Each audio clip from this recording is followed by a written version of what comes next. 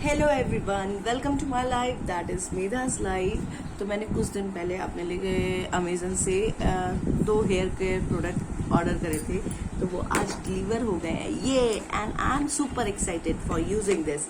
तो first product तो ये था एम कैफिन का कॉफ़ी स्कैल्प स्क्रब, और सेकेंड प्रोडक्ट जो मैंने आपको ऑर्डर करा था वो ये है no hair cut cream, L'Oréal का dream lengths no hair cut cream.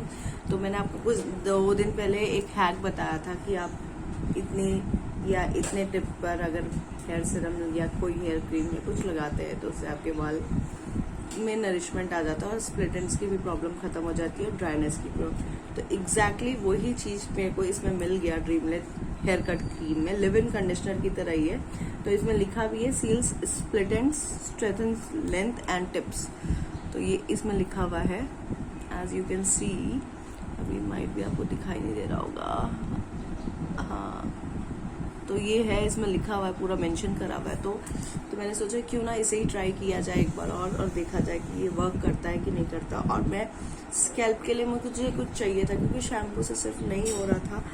तो एम कैफिन का बहुत सर्च करा, मुझे नहीं पता था कि एम कैफिन का ये स्कैल्प स्क्रब आ चुका है, जबकि मैं एम कैफिन के बहुत सारे प्रोडक्ट यूज़ करती हूँ, लेकिन मुझे नहीं पता था कि ये उन लोगों ने लॉन्च कर दिया है। तो I want to try this.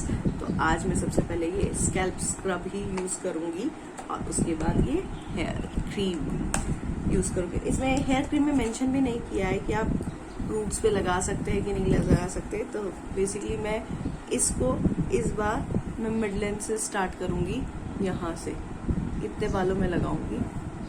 ये जो मेरी लेंथ है ना, इतने लेंथ्स में लगाऊंगी ये हेयर क्रीम और ट्राई करके देखती हूँ और फिर मैं आपको बताती हूँ कि कैसा इफेक्ट रहा। और फिर अगर आप लोग मुझे बताओगे तो मैं इसका रिव्यू पूरा करूँगी, लेकिन हाँ, पूरा 1 मंथ इसको अच्छे से यूज़ कर लूँ दोनों क्रीम्स को, देन ही आपको रिव्यू दे पाऊँगी इनका।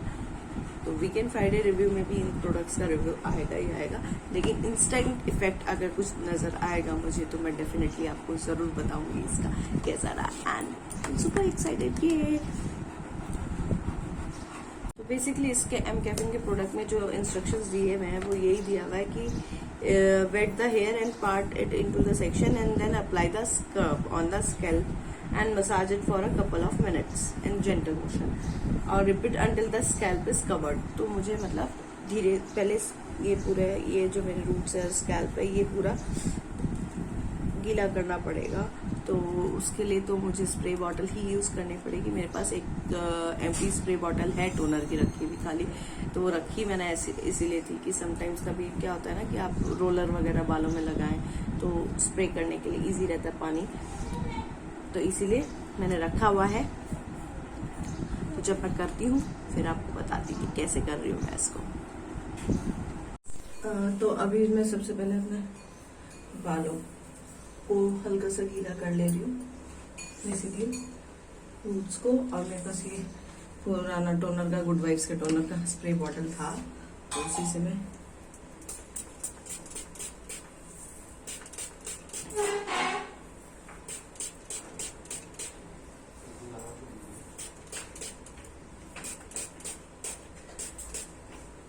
तो मैंने अपनी टी शर्ट को कवर कर लिया सो दैट इस पे गिरे ना कुछ।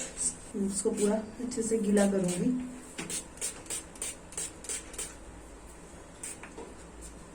आई am really excited for this hair scalp,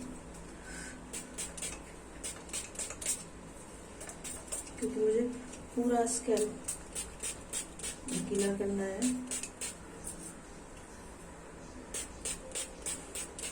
front का तो हो जाता है इजीली स्कैल्प गीला स्प्रे बॉटल से, क्योंकि आप खुद से कर रहे हो, लेकिन बैक में थोड़ा डिफिकल्टी होता है। तो उसके लिए मैं करूँगी क्या कि बालों को बैक साइड से पार्टीशन कर लिया है और अब स्प्रे करूँगी।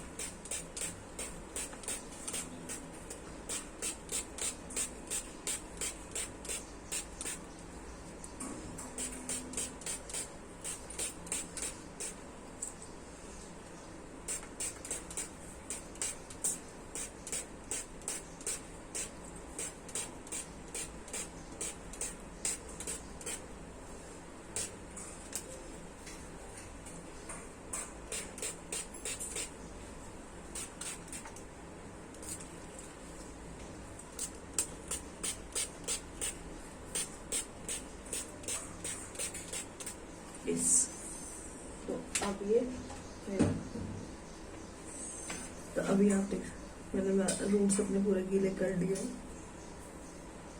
और अब मैं ये स्कैल्प ट्राई करूंगी। Actually I have a habit कि मैं कोई भी नया चीज ट्राई करने से पहले एक बार भगवान जी का नाम ले लेती हूँ, सो दैट कि भगवान देख लीजिएगा कुछ गड़बड़ ना हो।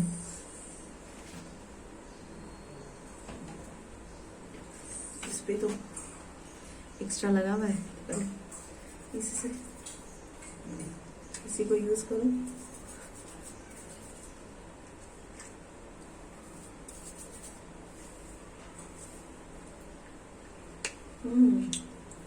इसमें ऑयल भी है, इस पे कॉफी भी है, तो उसी का ही स्क्रब बना हुआ है। तो पहले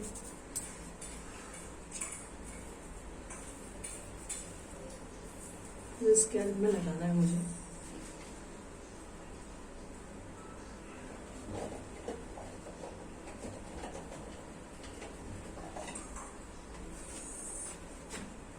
तो इसके साथ ये स्पून मिला था, वुडन स्पून, इसको ही ले रही हूँ मैं ये, और मैंने यहाँ लगा दिया है। थोड़ा सा और लेके बैक साइड में भी पोर कर दिया है, और अब मैं मसाज करके अच्छे से फिर आप लोगों से मिलती हूँ। अभी मैंने ये देखे पूरा स्क्रब लगा लिया है स्कैल्प पे। 5 मिनट बाद में अब हेयर वॉश करके आती हूँ और फिर आप लोगों को बताती हूँ कि कैसा लग रहा है मुझे ये हेयर स्क्रब यूज कर कर। तो अभी मैंने बालों को शैम्पू कर लिया और टॉवल ड्राई भी कर लिया है। तो स्कैल्प स्क्रब को यूज करने के बाद ना थोड़ा सा इचिंग हो रही है, हल्की हल्की, माइट भी हो सकता है वो स्कैल्प को स्क्रब करा है इस वजह से हो रहा होगा। तो जब कंप्लीटली सूख जाएंगे तो शायद पता चले मुझे। लेकिन मुझे इसका एक माइनस पॉइंट जो लगा ना, कॉफी का जो स्मेल है ना वो बालों से नहीं गया शैम्पू करने के बाद। तो वो चीज मतलब आपका ऐसा नहीं होना चाहिए ना कि आप शैम्पू करके निकले और सबको पता चल जाए कि सर में कॉफी लगाई है, वो नहीं होना चाहिए। तो ये चीज मुझे एक माइनस पॉइंट लगा था इसका। और अब मैं वो हेयर क्रीम लगाती हूँ, नो कट हेयर क्रीम। चलिए मैं लेके आती हूँ और फिर उसको लगाती हूँ। तो मैंने अपने बालों को 2 पार्ट में डिवाइड कर लिया है।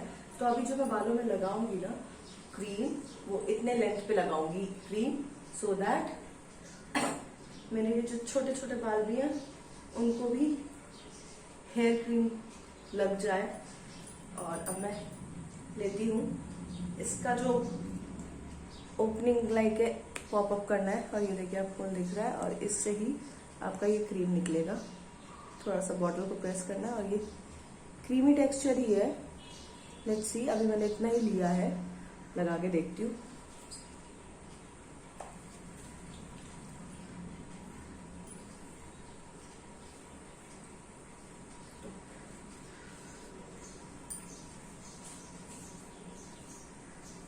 टॉवल ड्राई किया हुआ है बालों को, तो इसलिए हल्के से गीले हैं, वेट हेयर ही है मेरे। और अब थोड़ा सा दूसरे साइड के पार्टीशन के लिए भी सेम क्वांटिटी।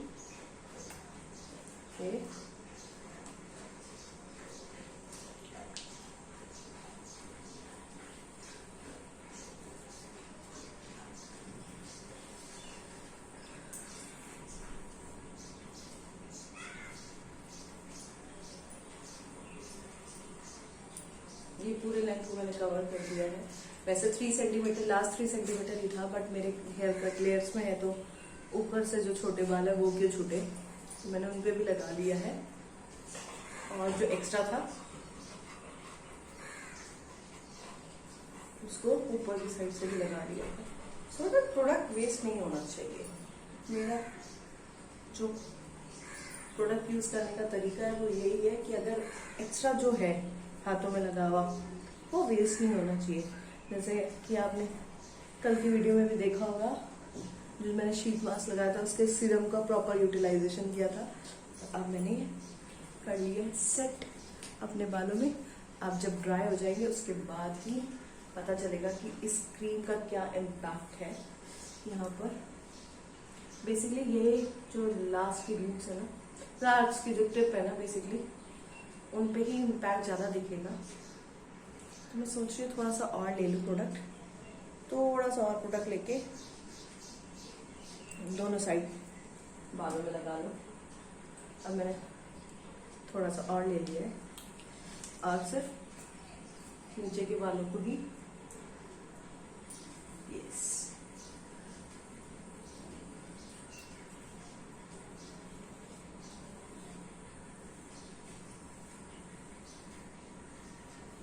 अब बस ये ना हो कि बाल चिपचिप हो जाए, क्योंकि मैं फर्स्ट टाइम यूज़ कर रही हूँ तो मुझे भी नहीं पता इसका इम्पैक्ट कैसा रहेगा।